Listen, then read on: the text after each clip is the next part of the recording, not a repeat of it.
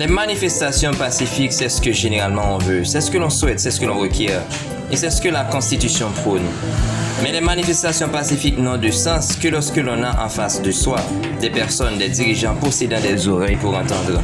A contrario, le peuple se trouve dirigé par des ennemis, par des individus ne pouvant ou ne voulant pas entendre, ou par des malfaiteurs.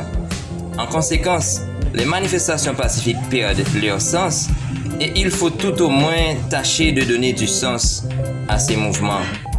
Toutefois, détruire, briser les biens publics et privés est une stratégie stupide puisque l'on se combat, c'est-à-dire on lutte à ses propres destructions. On participe à la mise en place des biens publics avec nos taxes ou nos impôts. Il faut savoir ça, hein? Et perturber la vie des citoyens paisibles, des citoyens honnêtes, c'est de la méchanceté. Ça ne fait pas de débat. Le mieux en pareil cas, c'est de s'en prendre directement aux malfaiteurs, comme les empêcher de pénétrer même leur propre demeure.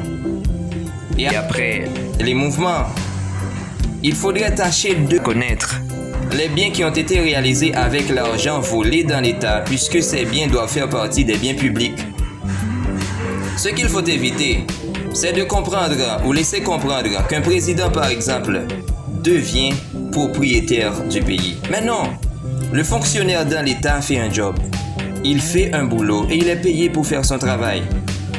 À vrai dire, c'est une grande mission, c'est une noble mission, engager quelqu'un pour participer à la gestion d'un pays. Ce qu'il faut encore savoir, lorsque quelqu'un est engagé dans l'État, il ne fait rien ou ne donne pas les résultats de lui espérés, la durée de son mandat n'a aucune importance. On ne peut s'amuser à gaspiller notre argent dans les taxes, dans les impôts. Ici, je donne mon opinion. C'est ce que je pense.